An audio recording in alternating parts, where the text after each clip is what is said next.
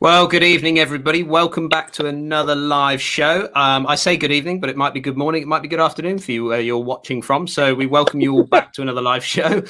Bernie, Lee, where are you? Come on. Let's have a little chat, shall we? Here they are. Good right, evening, Dan. Good evening. Good evening, Lee. gentlemen. I Good could hear evening. you, Bernie. I could hear you giggling in the background. It's okay. Pete is primed and ready to come on. He is primed and ready. Pete! No, he's not here. He's not here. Well, I think we need to introduce our guest for this week. And Lee has a little introduction package put together for us, as always. I put a little introduction for Pete. So our guest this week is this guy. Oh, hello there.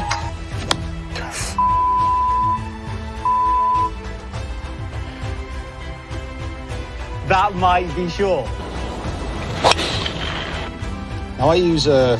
I can imagine if I missed that. You should know now you're in my team. That's unacceptable. And there he is. Whoa! There he is. That was the most ridiculous thing I've ever seen. Why did you tell me that was going to happen? Oh, brilliant. Love it. You got to always expect a good old intro when producer Lee's in charge, Pete. Yeah, I didn't realise this was going to happen. I got dressed up fancy. Well, you look the part, mate. You look the part. Quick 18-year-old, is it? So, Pete, how are you? I'm good. It's been a pretty intensive day. It's my last day of quarantine today, so I've done kind of a lot of podcasts and kind of webinars and chats. So this is the last one of the evening, so I can just relax, chill out, have a nice beer. nap. Yeah, like it, mate. Like it. Yeah. I'll have to get a drink, but I'm gonna. You'll need one after this when Bernie has a good old chat with you. So, just looking at that intro there, I mean, one thing that stands out to me, obviously, other than our big match, and we'll probably get onto that as we move on through, but that hole in one. All right, boys. That hole in one challenge that you put yourself under, or Titleist put you under, that was actually some very good viewing. I got to say, I did watch that one from start to finish, and that was on the edge of the seat stuff, wasn't it? Yeah, that was pretty sweet. To be fair, it was good actually, because it was the irons that were basically being brought out. They were the same irons. They were just in a kind of a blacked out finish, and it was a case of saying, well, we want to do a video reviewing these irons, which we've not done before, but we didn't want to do like a normal review because we kind of didn't see too much value in that. So we just had a bit of a chat to Titleist about it, and I asked them if they wanted to do anything different. And then, like a couple of days later, we were at the Grove, floodlit green, floodlit tee. Off we go. Let's try and get an all-in-one. It's very, very random, but yeah, it was great. Absolutely brilliant. And a couple of close attempts. There was a couple, wasn't there, in there that nearly went in. Yeah, it was good. I think the only problem with it, and I think that if we kind of do something similar again moving forwards, because I still do want a hole in one, I think the only difference is going to be that we'll pick a bit of a shorter one, because it was, when you do a challenge like this, you go to the golf course, and obviously you're going to be digging up like half a tee. Yeah. So the greenkeeper was like, oh, they were really keen to have us down, but they were like, well, we're going to put you on this tee, which is rarely used. It's rarely used because it's a bloody hard tee shot, like the back tee. There's miles like that, and I was like, oh no, like this is a good highway. We've only brought a 7-iron. Can you get it there? Yeah, and we kind of hope that because it's the 12th, 13th hole of the Grove. It's like downhill, kind of 200 plus yards off the backbacks, and we kind of thought it was so hot. It was like when we had the little heat wave last year. It was like 30 odd degrees, and it was like 30 odd degrees at night as well. It was very random, but we thought that going down onto that green, we could bounce it and then it could roll up to the hole. But no, it was just stopping. It was just stopping dead as well. So I had to like pitch it pretty much in the hole. It was just stopping dead. The strike was so pure strikes, absolutely. So we've got something special to give away on this show this evening, and we have got it here, which is the wingman. So we went recently. We went up to Burwood and we did was it Burwood? Where did we go? Burwood Lakes. Sorry, Burwood Lakes. Yeah. We went Burwood Lakes and we did the Wingman Challenge around 9 holes. I think it was the back 9. Was it the back 9 of? Front 9. We did the front 9 of Burwood Lakes, didn't we? So so we've got one of these. Obviously, it wasn't an important match for you. Obviously, didn't care. We didn't remember where we were. We were at Burwood on the back 9. Oh, we Burwood Lakes at the front 9. Yeah. So we're going to be giving away one of these Wingmans this evening. And Lee, how are we going to do that? What's going to happen for this? So towards the end of the live show, sort of like 15 minutes to go, I'm going to set a timer on my phone, undisclosed time. And when the alarm goes off, the next comment on the chat room that comes in will be brought into the screen and that person will win it. But bear in mind, people who are going to wait for the alarm to go off, there's a 20-second delay between what I'm doing now and what you're seeing on the screen. So don't wait for it. Okay, so there you go, everybody. Get yourselves ready in the comments section. How long are they, Lee? How long are they going to have? 5 minutes. I don't know. You don't? Oh, we don't even know. Oh, wow. No, right. Okay. It would just be a predetermined time and it'll go off. Yeah.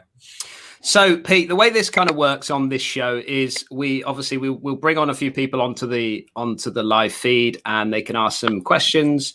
Producer Lee is fully in charge of that, but we have maybe a couple of questions ourselves to kick things off.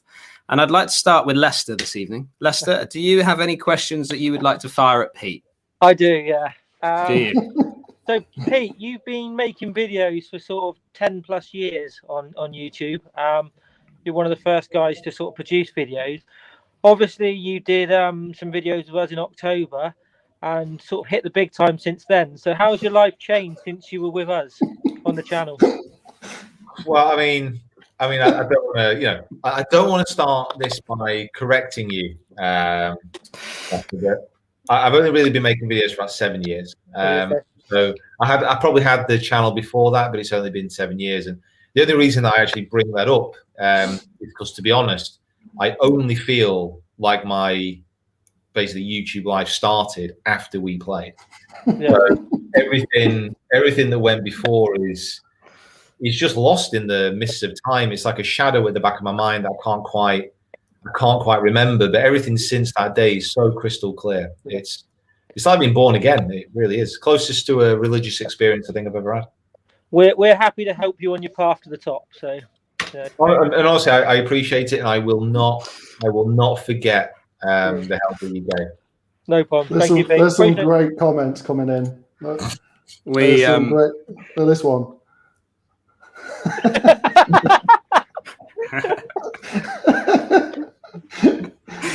He hasn't sent me any yet. Well, I thought it best not. I did want you to leave your room every now and again.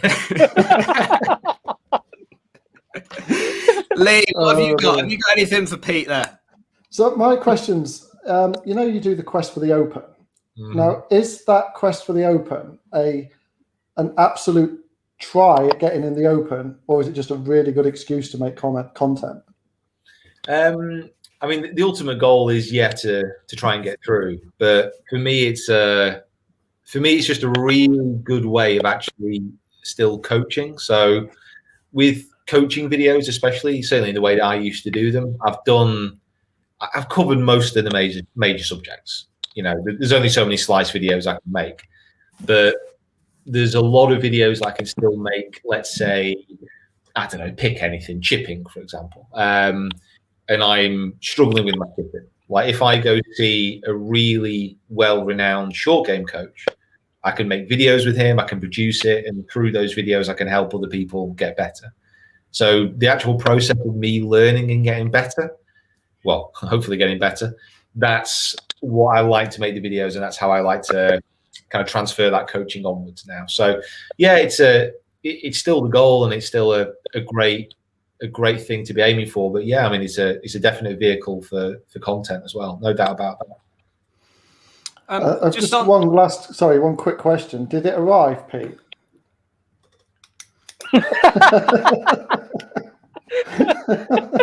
Well, Lee, let's. You can see what I'm wearing on my top half, but my bottom half is bloody up. Too much. Oh dear. Pete, just on the question, Slippers, by the way, if anybody's on the subject of the Open Championships, how far with qualifying? How far have you done? How far have you gone in qualifying so far? Have you got to final stage? So I've basically. I'm trying to make that look really cool. Love it. Hang on, we all got a cup of tea coming. I'm getting confused because like the screen split. So I was expecting this to go over my left shoulder, but it's the wrong bloody way. Sorry, what was the question? How far have you got preparation wise? How far have you got in the Open qualifying and things like that? Have you got to final stage yet? No, still not got through regionals. It's one of those things where, again, talking about the series as a whole, like every year, if you want to look at it, like my seasons have got better and better. So I kind of judge it on like local order of merits and kind of finishes and events and stuff. So last year, yeah, it was getting better, high finishes, loads of like top fives, and it was good. It was consistent, but as soon as I get to Open qualifying, like the nerves like just really start to kick in, because I think whenever you say something and you tell other people a goal, the pressure kind of, it doesn't have to, but certainly for me, I kind of felt like it always was intensifying. Last year, obviously there wasn't Open qualifying, so hopefully this year with some of the stuff I'm doing in the background, I can be better prepared. But at the end of the day, like you turn up at regionals, and if you have a good game, you can get through. It's one day. Like you just got to turn up and that's the thing, because a lot of people who watch this don't necessarily know the avenue that it takes to actually get into the Open Championship. And I mean, I've done it. I think I've done it twice. How far have you got? Well, no, I'm coming on to that, Benny. But so I was lucky enough to get to final stage, but it's because the initial stage, so regional qualifying is about picking your venue, isn't it? So, you know, there are obviously a few locations that you can kind of pick, and there's a few links courses, there's some heathlands, there's some parklands on there that you can kind of select, or certainly there was. I don't know if that's moved around a bit, but and then it's a shootout. It's one round of golf that you've got to go out there and just post a score, and it's generally by the time it's all said and done, it's a low number, isn't it? You know, because people are going for it, so they're not worried about whether they make the cut or whether they pick up any money that day. It's about going out and shooting the lowest score. So you're always going to find that the low score is going to be low. Lots of birdies. Yeah, it kind of depends on. It depends on the course, definitely. So I've done 3 now. It's really two. 3, 2, 3. I think it's 3, and they've all been at West Lancs, which is, if anybody's played West Lancs, it's a notoriously kind of difficult course. Like the first time I did it is, you know, I was absolutely crapping myself all the way around, so I don't think I was ever going to be able to shoot a low score that one. And then the second time did play well. Then the third time I actually played decent. Didn't quite work out. But the weather for the afternoon starters was unbelievable, and I think someone went around in 500-600. Yeah, which around West Lancs is very good. Yeah, so good. And the depth of fields now in the local qualifying, some great players there. Some really, really good players who are starting to kind of enter through there now. So it's the same as anything. The competition's only going to get harder, and it's a case of trying to improve so you can kind of compete. Yeah. And then when you get, because I did it a number of years ago as an amateur. So when I got through, you then went to final stage, which was the end to final stage, which is then 2 rounds. So you've got to then piece that together, which is like a normal event, you know, whereas it's not quite the shootout of what you get in the first round. No, but like looking at some of the scores as well recently, like. I think it's the same with the way that certainly professional golf is going now. it's not so much about building that score. It's like you've got to go out and just try and bag as many birdies as you can. There's no, I mean, it's very easy for me to say sat here now because I've not played in a comp in, oh God, what's it going to be, like 6 months or whatever it's been. But I kind of feel a bit more comfortable going into this year, understanding that like there's no real time to be nervous. You just got to get out there and just start making birdies because there's so many good players out there. They're not going to wait. Like someone's going to go low. So you might as well just get out there and try and make it you, which is obviously very easy. Easy to say, not so much easy to do. Yeah. So moving on, I've got a question. You've just recently been away to Dubai, and I saw a video. Before you go on to that question, we've got someone waiting, so I'm going to bring them in. But a quick shout out to Hagar Warrior from Iowa in the USA, who's put a little $5 donation in to get his comment out on the channel. So very nice. Thank you very much. Very kind. Very kind. Hello, thank you. Hello from everyone in snowy England. Yeah. And we've got a guest. Go on then, pop him on. All know. He is a self-proclaimed bomber, apparently. It is Matt with a really bad camera. Matt Todd with his got a bit of glaze. My bad face, so all in all, it's all good. Good evening, Matt. How are you? Yeah, very well, thank you. How are you guys? You doing okay? We're doing good. We're doing good. Thank you. Yeah. Excellent. Well, we've got Albert stepped home for you as well. There he is. To be fair, you do look like you just come back from the dog. To be fair, I have, yeah. Back to the winners. Just brought your grey out back. Okay, Pete. So my question is, obviously, other than Bomber Lee, I've been watching some of your driver reviews and your Build My Bag, and you don't mind hitting a bit of a bomb with a driver yourself. Obviously, outside of lockdown, do you have any particular exercise routine or schedule, or do you use any training aids to help build that club head speed? Yeah, I mean, I will push this down the line very slightly and say that I have a video coming out, which is going to be very soon, which explains all these workout routines.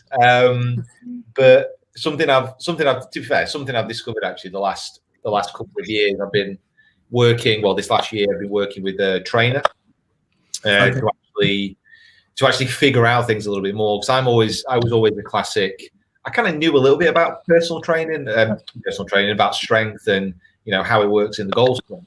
But working with a personal trainer and actually working with someone who knows like what they're doing.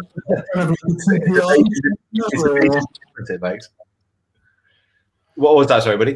Is that kind of a TPI qualified trainer or just a generic sort of personal trainer? No, he's a guy. He's a trainer at the local gym, but he does golf specific stuff. So he's a golfer himself, and he kind of knows the ins and the outs and the biomechanics of it all. And yeah, the way that he's been training me, and because the thing I've noticed recently, and this is to answer your question a little bit more, I've not really done any type of flexibility training. Like I've done a few dynamic stretches to get myself warmed up, but the exercises he's been taking me through are they're kind of rotational, they're movement based, so it's not just like a static, you just lift something.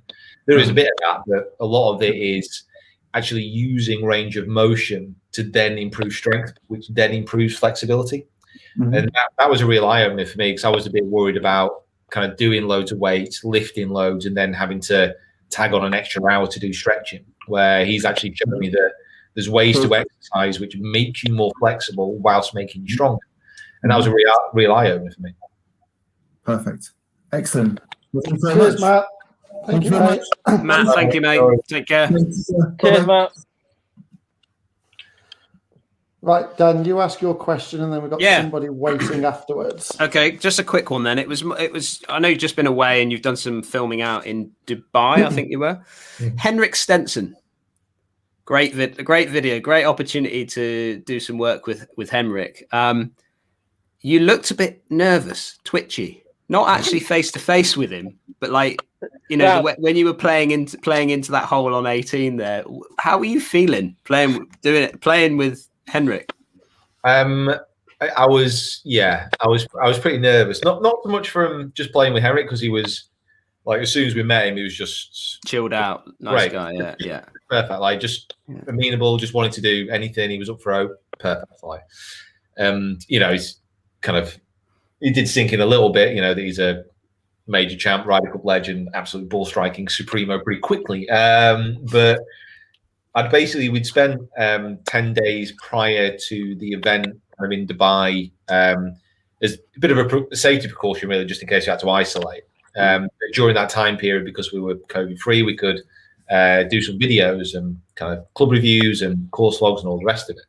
And going from hitting off a mat for like 4 months to then going to hitting off those fairways, I was fat in it.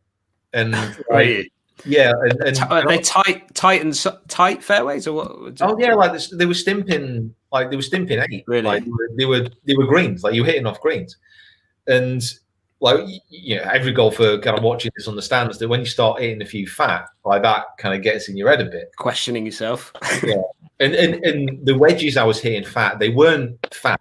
They were like obese. You know, they were they gigantic divots, like proper hitting before the ball, divot flops over the top of the ball kind of fat.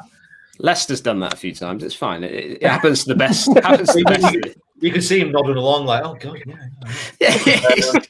Yeah, I feel it. I feel your pain. I would have got the putter out and just putted it on the ground. Bernie, there was a lake. There was a lake in the way. I almost went handed. And we got there in the morning. It took about half hour to set up all the balls and all the rest of it. So I didn't get a chance to do any warm-ups. And to make sure that he hit the last shot, I had to go first. And like that first shot, it's like 50 yards over water, mega tight lie, after you've just been fatting it for weeks. You're like, I don't know what's going to happen. Like, I don't know what's going to happen. So I managed to hit this like flippy, horrible little thing to like literally the center of the green. It's a 50-yard shot. It was going into the center of the green. It was so embarrassing. But that was the point of the game. You got to hit green. That was the point. It was good. It was a good video. It was fun to watch it. It was fun to watch it. Lee, what else have we got? You got somebody else waiting in the background? Yeah, I got someone waiting in the background. I was supposed to get this guy in last week, but I completely didn't. Didn't bother sending him an email. He emailed me as well. Yeah, he's made it known on Twitter that I didn't do it. So I've made a point of getting him in tonight. And this is Gary. Welcome to the stream, Gary. Hi, guys. Gary, welcome. How are you? I'm all right. I've been here for 7 days waiting for you. Hello. Hey, Gary. Okay. Have we met before, Gary? Yeah, funnily enough. I'm glad you brought that up. I was at Wentworth about 18 months ago, and I met you up at near the first tee where you signed the autographs. Oh, right. Yeah. And you were just walking down to the tee on the way down. And I remember seeing you hit that drive down the first. I think it went down that slope. Yeah. You absolutely nailed it. Went about 600 yards, that one. Yeah. Was that when you got? Is that when you got in the line? Is that when you got in the line, Pete, and you were signing all the autographs, not really knowing what was going on? Well, that's why I remember Gary, because it's not every day someone asks you to sign the chest, is it? So no, quite a memorable experience. Obviously, I'm there at the time. I've still got mine, Pete. Yeah, you've had yours tattooed in, don't worry. I wouldn't have minded, but all the family were with me. I wanted to go and watch the other groups, but I said, no, I'm staying with Pete. Yeah, stay with Pete. There you go. Whoa, please getting jealous now. I'm going to kick him off in a minute. Yeah, you're now done, Gary. Okay, let's get to the point. Are you ever going to play a match against Dan and Lester with Rick? And if so, how many shots would you want? Brutal. I mean, to be fair, I've already taken the measure of these boys. Like, I mean, with an amateur. Exactly. Like, and to be honest, I think for a start, like my presence just intimidates these guys, whilst it also inspires my partners. So I don't think we need any shots. I don't think we need any shots. We said after like literally playing some of the worst golf of my life recently. Hey, listen, I'm still confident. We can still do it. I'm confident you can do it as well. Yeah. Are you confident that Rick's going to hit 3-woods like Lee was? That's the one, isn't it? No. But then again, no one will ever hit a 3-wood like that again. That was like a shot. That was a shot for the one-off. That was hit one like that again. Just we'll come on to that. Lee, just turn your camera around and show that 3-wood on the wall. Just tilt it around with the picture of Pete there. Go on. I can't do it. I can't do it. Honestly, unbelievable. If you're not seen that video on Dan's channel, the way that kind of Lee closed out that match, honestly, emotional. Pete, you've ruined it because he's got about a 20-minute section on that shot in a minute. I don't mind. I'll watch it again. I'll see it all again. I don't mind. That was great. I went to watch that on YouTube the other day, and I had to pay some money to see it. It was that good. To be honest, I'm surprised you got through. I've seen it censored. Brilliant. Reviewers. So we didn't really answer that question, did we? I think hopefully you never know, Gary. One day I think we might get that match played. You never know. You never know. Off on a tangent. Yeah, I mean, I think a lot of it just depends on. I kind of had a quick message with Rick before, actually, just trying to figure out this year because it's tough because it's like, well, we can make a lot of plans, but we just don't know what's going to happen yet, do we? So I think we just need to make sure we get out the other side of it, make sure it's all safe, and then we can plan. I think personally, I think this year is going to be amazing for collabs. Yeah, sorry, Pete. I had a funny thought last night, but we won't go into that. But was it like a Lee one? I was wondering, is there any chance of playing a match on a simulator, or is that just ridiculous? Yeah, so we've got with the quad that we've got, it's got FSX Live on there, so you can do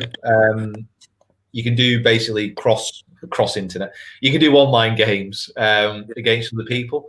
I've not tried it out yet. It's a new feature of the software which I've not really delved into too much, but I think it could be good. I don't really know what the audience would be. I don't know how popular it would be, but there's only one way to find out. And it's an editing nightmare.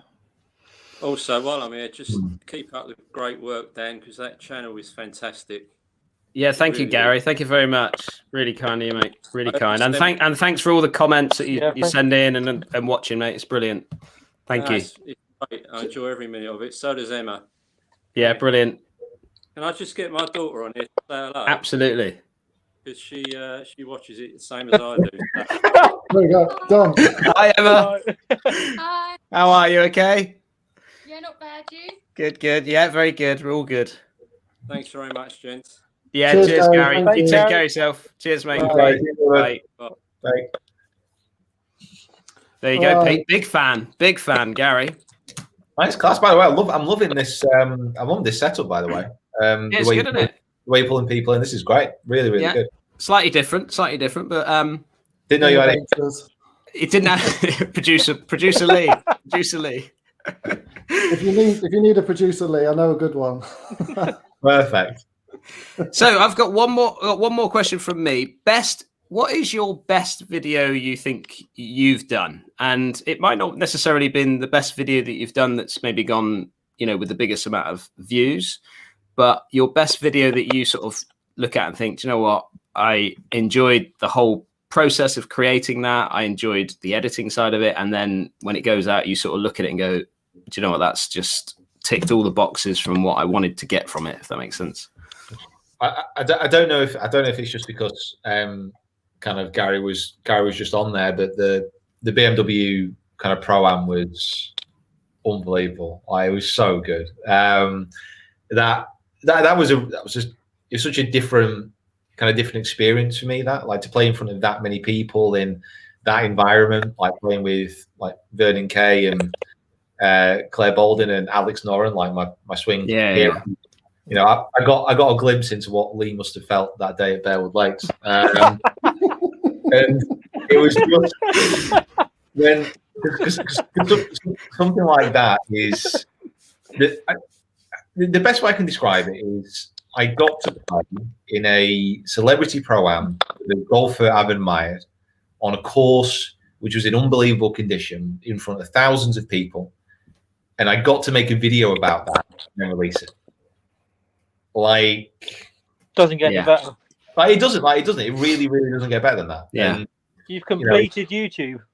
Yeah, leveled up. Yeah, be the boss man.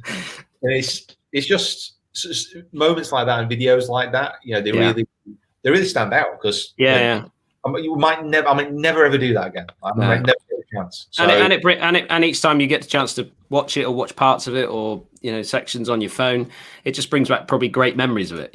Oh yeah, I mean when I'm sat in my chair in the old people's home in a few years' time, I can look back on it and think, yeah, I signed someone's chest that day. Yeah. All right, Lee, move us on.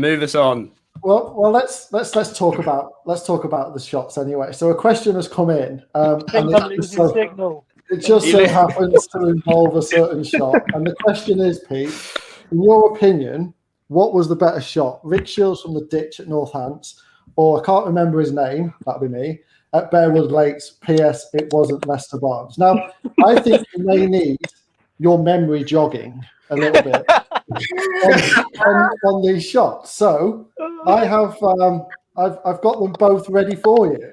So here's Rick's. Here's Rick's for you. This gets my vote. This was a great shot, to be fair. What a shot that is. Yeah, that gets my vote. Oh wow. Yeah.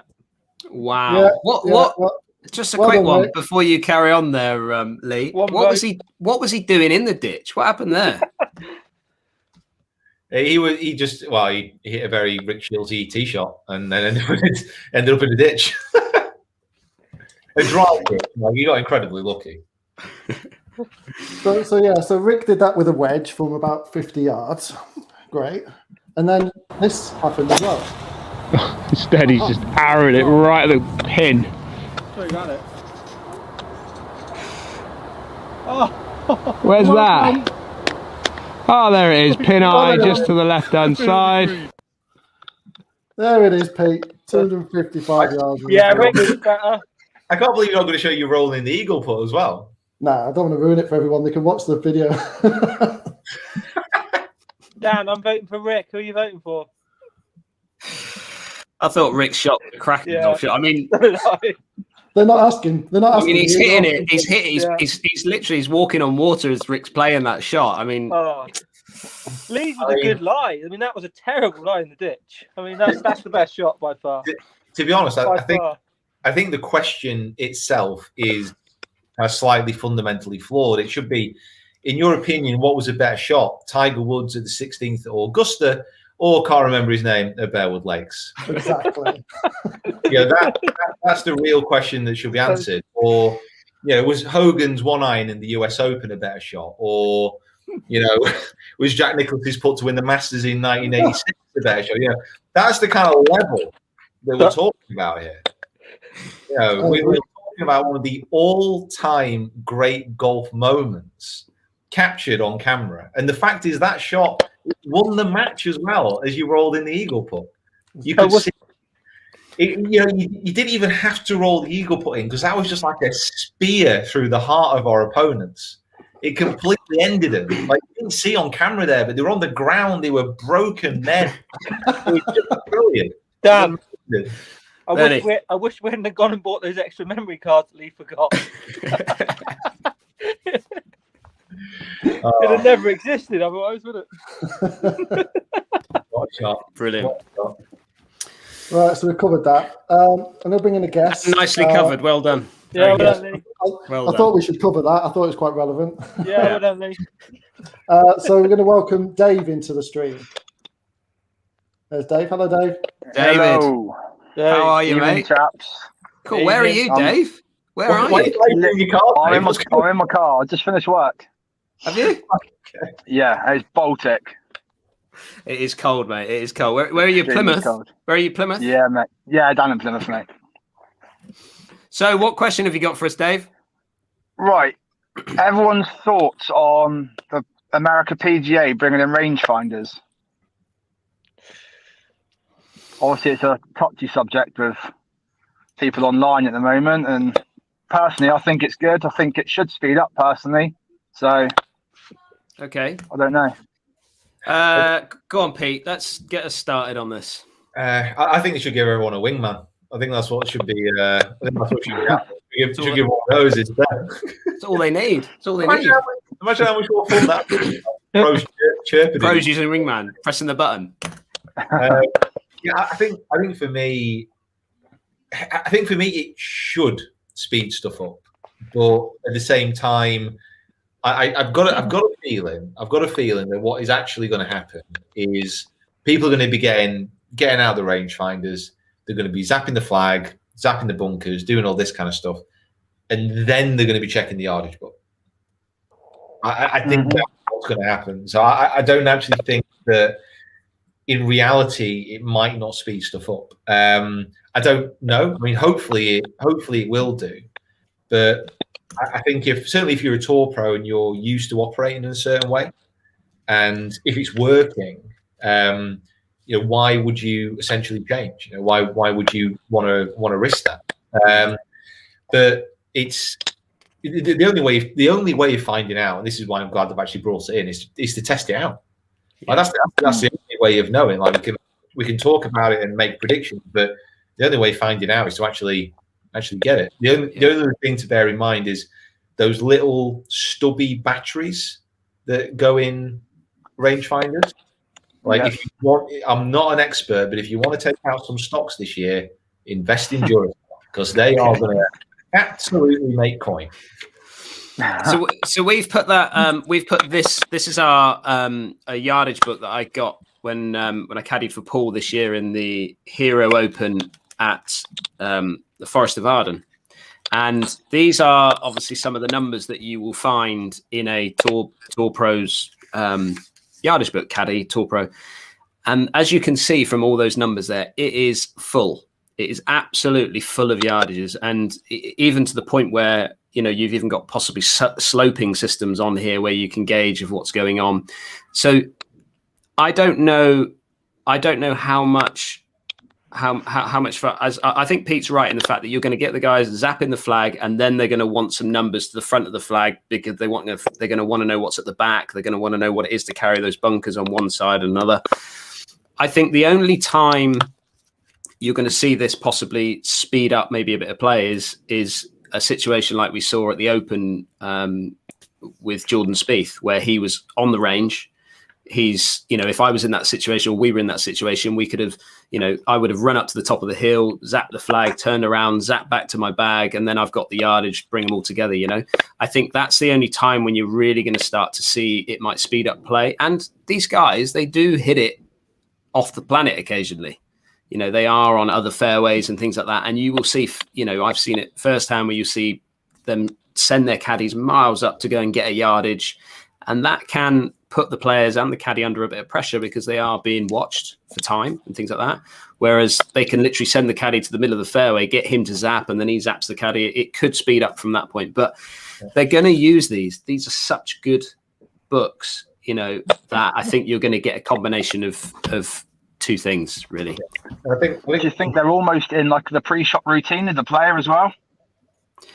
Well, kind of. I mean, I've seen it recently on some of the Sky Sports footage that you've seen, or the Golf Channel, or whatever it is that you watch all this on. But the guys use these rangefinders in practice rounds, so you see them using it. So it's part of their pre-shot routine in fun games and practice rounds when they play. So bringing this in is going to be pretty easy for them. It will be part of their routine in some ways. But yeah, I think what Pete said is pretty much spot on. They're still going to use a bit of both. Some guys might not even use it. There'll be some that will, some that won't. They'll just be in part of this is their routine. So It's a great question, and I think for me personally, when it came out, I was like, actually, it needs to happen. We need to see it. If you think about the PGA Tour, Monday qualifying they're all using rangefinders. So if they're qualifying to get in the tournament the next week, chances are they probably might not have a caddy in their Monday qualifying, because they're literally following the tour, just trying to get in week after week, and they're all using the rangefinders. So I think it's a great thing to have a go at it. You know, Europro have been using it for the last few years, and it seems to work for them. Opens up a few more doors for some sponsorship on tour as well, from sponsorship for caddies, sponsorship for players. It's just keeps the finances moving through the game, doesn't it? Right, Dave, thank you very much for your question. Hopefully that answers it, Dave. I don't know what you think on that, but I think it's a good thing. I don't see why not. All the yardage books are all pretty much come from a rangefinder anyway, so it's not any advantage, is it, as such? So no, I think they've got it all. They've got it all in hand. So I think you're right. Good, mate. Thank you very much for coming on, Dave. No worries. Great to see you. You take care. Cheers. Right, Dan, before I move on to the next question, yes, I'm going to start the timer in a minute when I unlock my phone. Now, the timer is started. So just run everybody quickly through what they've got to do for this one here, Lee. So I've got a timer starting. When the timer runs out, it will set an alarm. And then when that alarm goes off, the next comment that comes up in the chat will be dragged in onto the screen, and that person will win the wingman. Now, like I said at the beginning, there's a 20-second delay between what I'm doing now and what you're seeing on the screen, so don't wait for the alarm. Just spam those comments. Let them come in, chuck some questions in there.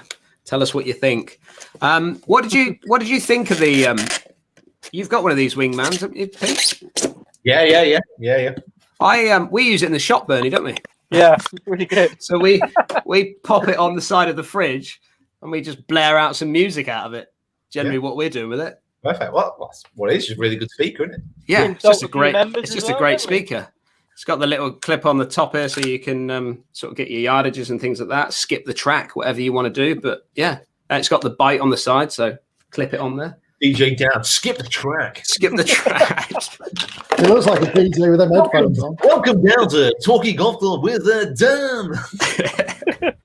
Dan Hendriksen. Yeah, Dan Hendriksen. DJ Dan Hendriksen, and we're gonna smooth into the 80s remix now. Thanks for coming out. Oh, dear. Right, have we got another question? What have we got? We got our last guest of the night to come in, so we'll bring him in and then we'll finish on some questions that have been pre-sent in. And this is Jason. Welcome to the stream, Jason. With us in the background. Hello, Jason. How are you? You right? How are you, mate? Okay. Yeah, really good. Yeah. Good. Oh, mate. How you doing, Pete? You right, bud? I am good. I'm very jealous of that beard. That is beautiful. It's not bad, is it? It's coming along. It's just so layered as well. There's different colours. Oh my goodness. Hi, Jake. It's like a series of beards going along in different stages here. Cleanly shaven, thank you.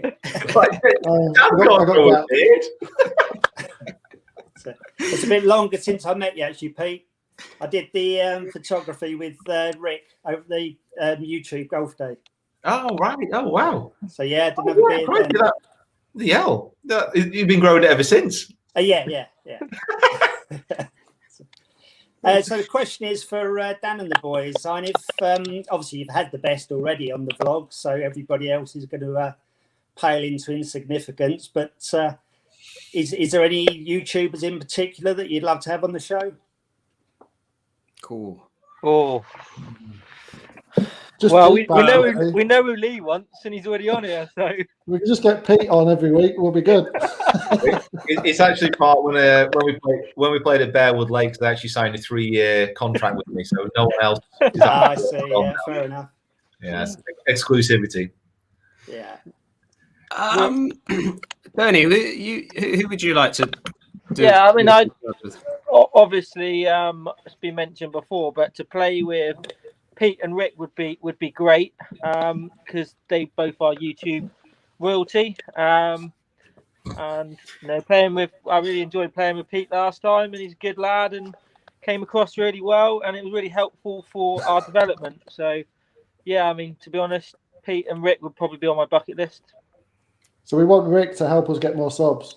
No, not necessarily. I don't mean that. I mean, you know, wow. like I said, wow. like, wait till you use someone. No, no, but like you didn't have to come and play 9 holes with us at Bearwood Lakes. You could have easily made an excuse and gone home. Like I probably would have in your position. Oh, could I? Oh, I didn't realise that. You could have at the time. No, but we appreciate that. So yeah. Lee, anyone you want to play with in particular? Personal question. Golf. Oh, golf, man, not really. I'd like to get Eric Anders Lang on just to pick his brain a little bit about sort of not necessarily golf, but about like producing, cinematography, editing, and that kind of thing. 'Cause it's kind of the thing I'm into. So I think when it comes to cinematic golf vlogs, there's just nobody better. So I'd like to play a game with him and just pick his brain on that side of things, really. Yeah, I mean, I would probably say the same. Really, I think Eric Anders Lang. I think he comes at it from a completely different avenue than what certainly we come at it at. You know, it's you know, having the opportunity to obviously meet and play with Pete, as Lester said, was fantastic. Learned an awful lot playing what we did with Mark Crossfield and Matt. I think what we learned from that was priceless, really, for moving forward with our own channel and stuff. And obviously having that opportunity to play with Rick as well would be great. But you know, time, I think we'll just, you know, get past all this and then we'll just see. I mean, it's, you know, we talk about some of the, I suppose, the bigger guys, the bigger channels that they've got out there. But there's so many good. I look around. There's so many good channels out there now that people are bringing some really good content to YouTube, and you know, so there's which are smaller channels, and if there's an opportunity to help grow them as well, and you know, bring them up through and do what Pete did for us to, you know, move forward, then we'll absolutely really want to do that, you know. It's a good question.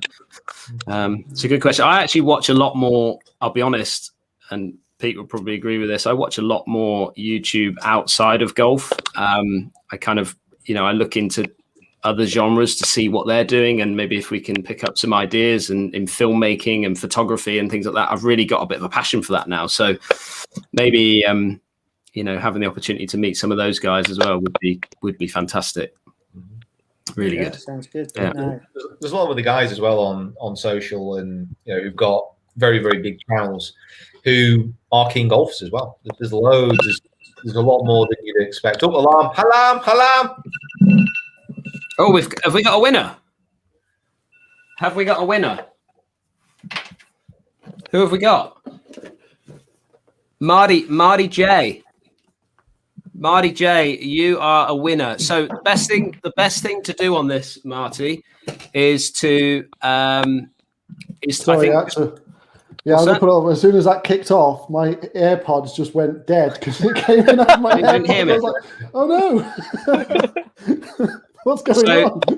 What we'll have to do, we'll have to get into contact with Marty J, Lee, possibly through that email. So Marty J, if you want to email in Thursday Night Live 0@gmail.com. Rolls off the tongue, that email, doesn't it, Lee? I like that. You don't got your own personalised email yet. Sorry? The DL, Dan, spend a £5 and get your own email. Come on, man. I want producer Lee at gmail.com. Producer Lee at gmail.com. So yeah, there you go. Awesome. Winner. Dinner. Love it. Jason, thank you very much for your question. Hopefully we answered that all right for you. Pleasure. Thanks for the show, and gents. thanks for all that you do with watching and commenting. I love listening to all your reading all your comments. It's great. Lester, I still owe you £1 for the postage for Paul's scrubber as well. Oh yeah. So I'll let you off. And what's happening with the t-shirts? Oh, I've got a new one. Oh, that's the camera, Bernie. There it is. Back to Bernie's bus tour. Oh, I like that. No, that one. That'll be out soon. Are you doing the t-shirts though? Yeah. I like that t-shirts. Yeah, just have you got my email address? I haven't, but I'll get it off Lee. Yeah, it's on my Twitter. So it's Lester_Barnes@hotmail.com. So just email me, mate, and we can sort you one out. He's a natural. He's a natural salesman, isn't he? He's a natural. Send me the all get all sorted out. Yeah, how are you? Come for your family. We'll send them all across. No problem. My dog got barking downstairs. Nice one, Right. gents. Right, take care. Cheers, Jason. You take care, mate. Take care. Bye. Bye. God, what a lovely guy. Oh, what a beautiful beard. My word. Nice, isn't it? Yeah, he's dedication it takes to grow one like that as well. Like, He's just well crafted. Like, he's really well crafted. I appreciate that. I can't do it. I got to appreciate it. Yeah, I can't. I won't be. Well, I won't be allowed to grow one like that. Mrs. would kill me. So I bring in a question from that was emailed in earlier, or that's been sent via Instagram to Dan. Yes. So I think this one may have been emailed into me. So you obviously use social media to get the content out there, but with all the recent issues, do any of you get down at all with comments posted, and how do you deal with it? Anybody? yeah, we do get a few, don't we? I get the one where they private message me and tell me I'm rubbish at golf, but I've never said I'm any good, so I don't really know what the answer to that is. I always agree with them, and they don't know what to say then. But, yeah, that's it, really. Do I get down? Do I get down with comments? I mean, hey, look, we all get them. We all get those comments that you don't really want to read, but I try and learn from them as best I can.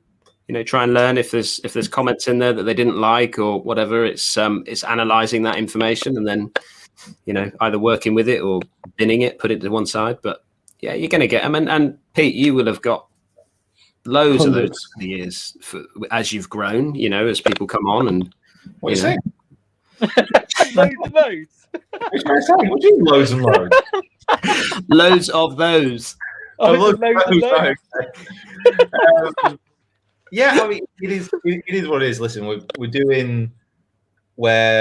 putting content out, and we are active and very approachable on social media. And it shouldn't be the case, but there's some people on social media that just want to vent, just want to let go and give you some grief. And to be fair, it's I think sometimes some criticism, and if they're having a go at you, sometimes you can look at it and think, well, you know what, maybe they've got a point there. Maybe I should do a video differently. Maybe I should have said this about a club. Whatever it may be. But I think you should have a look at negative comments, and if you know that they don't have any kind of critical value, so and that's the key dividing point. So if someone gives you a negative comment, but it's about one of your videos and they don't agree with like something you've done in the video, that's fine. It's whatever. It's the same as us watching TV and saying, I don't agree with that, blah blah blah. It's just social media gives people a voice to actually say it kind of straight away. It's more if it's more of a personal attack. That's where you just say, well, I don't need to particularly listen to that. So it's just a case of having a conversation and just trying to understand what's going on, or just like muting, or if it's really personal and nasty, just block. Yeah. There's no point really spending too much time worrying about it. But it's also the case that, listen, if someone's being really nasty and someone's being, overly mean and personal, you do have to understand that they're probably not in a great place themselves, like to be kind of unleashing on you in that way.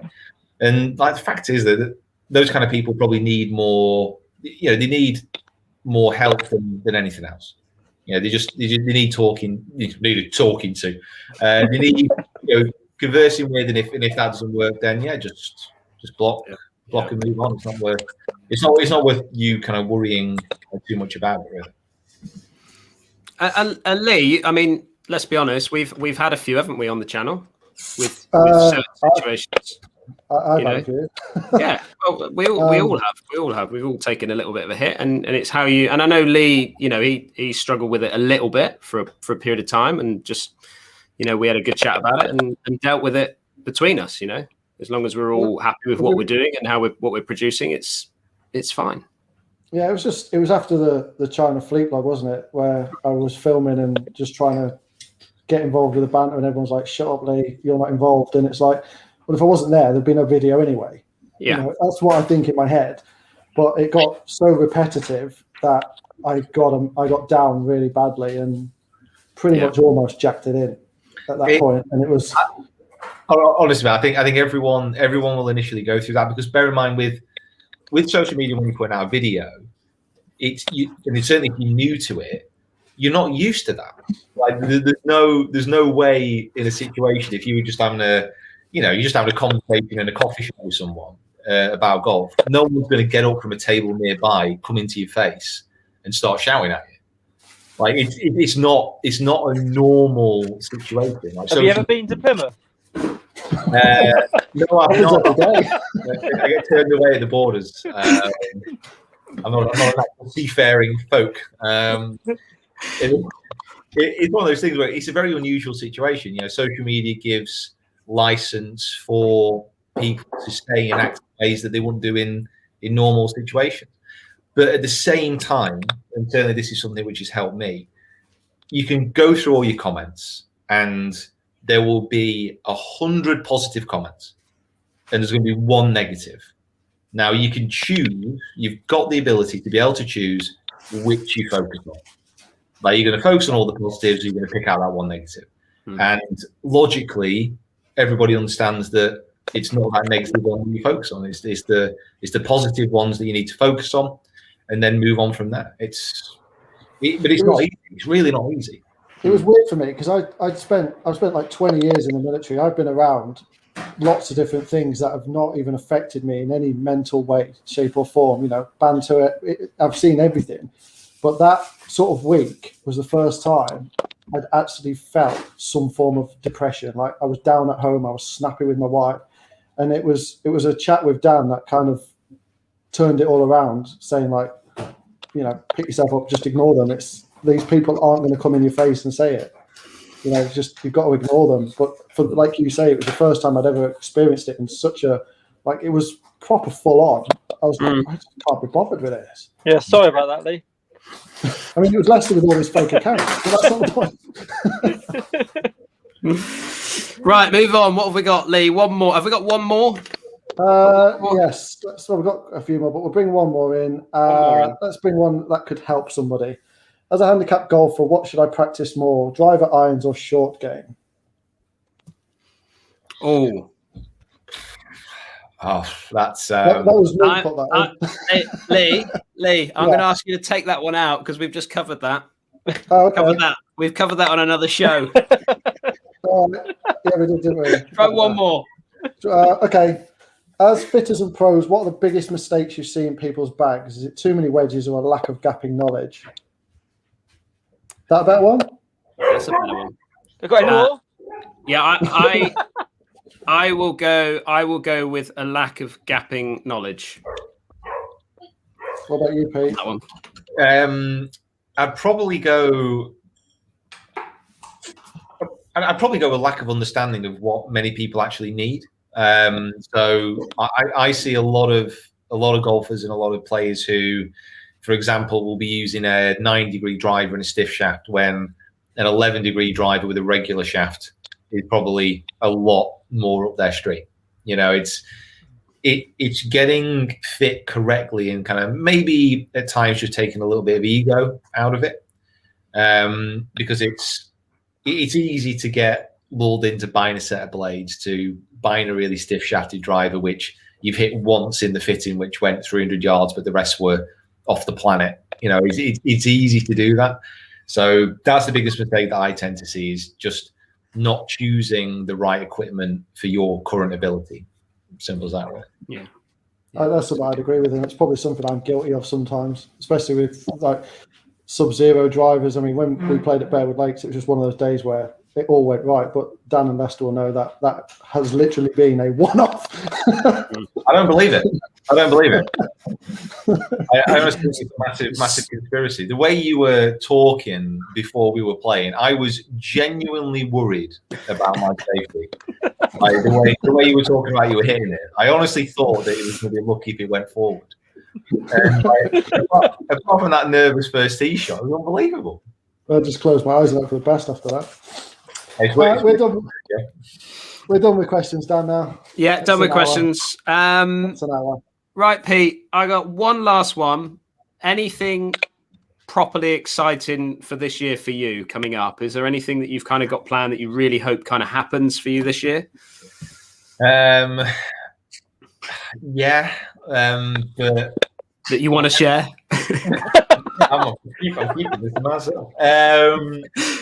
Yeah, it's one of those things. So probably the best way of answering it is like last year, for example. You know, we basically had plans to kind of tick a few off the list that we'd not done. So Scandinavia, we're not done yet. So I wanted to try and get up there in the middle of summer to play kind of 24-hour golf. Yeah.